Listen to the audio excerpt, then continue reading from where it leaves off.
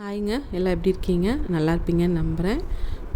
இன்றைக்கி என்னென்னா, கோவக்காய் நிறைய பேர்த்துக்கு பிடிக்காதுன்னு சொல்லிட்டு கசக்குது அந்த மாதிரியெல்லாம் சொல்லிட்டு குழந்தைங்க சாப்பிட மாட்டாங்க. பெரியவங்களே சில பேர் சாப்பிட மாட்டாங்க.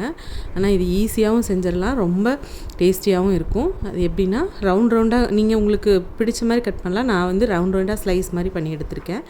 அதுக்கு வெறும் கடாயில் வந்து நான் இரும்பு கடாயில் செஞ்சோம்னா கொஞ்சம் ரோஸ்ட் பண்ணுறதுக்கு நல்லாயிருக்குங்கிறதுக்காக இரும்பு கடாய் வச்சுருக்கேன்.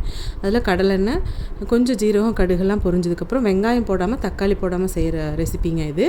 அதில் என்னென்னா, இந்த மாதிரி ரவுண்ட் ரவுண்டாக ஸ்லைஸ் பண்ண இதில் வந்து கடுகும் சீரகமும் பொரிஞ்சதையும் கொஞ்சம் 1/4 டீஸ்பூன் மஞ்சத்தூளும் 1 டீஸ்பூன் மிளகாத்தூளும் போட்டுட்டு அது நல்லா கொஞ்சம் ஒரு மாதிரி கருப்பாகிறதுக்கு முன்னாடியே இந்த காய் அலசி வச்சுருக்கிறத கோவக்காய் எடுத்து போட்டுடணும். போட்டுட்டு அப்போ உப்பு சேர்க்கக்கூடாதுங்க, நல்லா வதக்கி விடணும். கொஞ்சம் நல்லா ட்ரை ரோஸ்ட் ஆகிற மாதிரி வதக்கிக்கிட்டே மூடி போட்டு கொஞ்சம் கிளறி விட்டுட்டே இருந்தோம்னா அந்த எண்ணெயிலே வதங்குற மாதிரி இருக்கும். கொஞ்சம் இதுக்கு தாராளமாக தாங்க எண்ணெய் விடுற மாதிரி இருக்கும், ஆனால் ரொம்ப நல்லா இருக்குங்க. நீங்கள் வேணால் எண்ணெய் இவ்வளோ வேண்டாம்னு நினச்சிங்கன்னா கொஞ்சம் கம்மி பண்ணிக்கலாம். அது மாதிரி நல்லா வதங்கினதுக்கப்புறமா நல்லா உங்களுக்கு கொஞ்சம் மீடியமாக இருக்கும்போதே போதும்னு நினச்சிங்கன்னா இந்த டைம் வந்து எடுத்துடலாம்.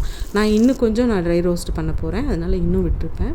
இது வந்து தயிர் சாதம், சாம்பார் சாதம், ரசம் சாதம் கூட எல்லாமே ரொம்ப காம்பினேஷன் சூப்பராக இருக்குங்க. இந்த ஸ்டேஜில் தான் நான் உப்பு சேர்க்குறேன், ரொம்பவே நல்லாயிருக்கும். இந்த மாதிரி எடுத்திருக்கேன் நான். இது வந்து இந்த வீடியோ பிடிச்சிருந்தா லைக் பண்ணுங்கள், ஷேர் பண்ணுங்கள், கமெண்ட் பண்ணுங்கள், மறக்காமல் சப்ஸ்கிரைப் பண்ணிட்டு பாருங்கள். தேங்க்யூ. பார்த்திங்கன்னா ரொம்ப நல்லாயிருக்கும். இது வந்து நான் வந்து தயிர் கூட தான் சாப்பிட்றேன். நீங்கள் சப்பாத்தி ரொட்டி கூட இது சைடிஷாக நல்லாயிருக்குங்க. சும்மா வெறும் வாயில் சாப்பிட்றதுக்கும் நல்லாயிருக்கும். ட்ரை பண்ணி பாருங்கள் ஃப்ரெண்ட்ஸ். தேங்க்யூ.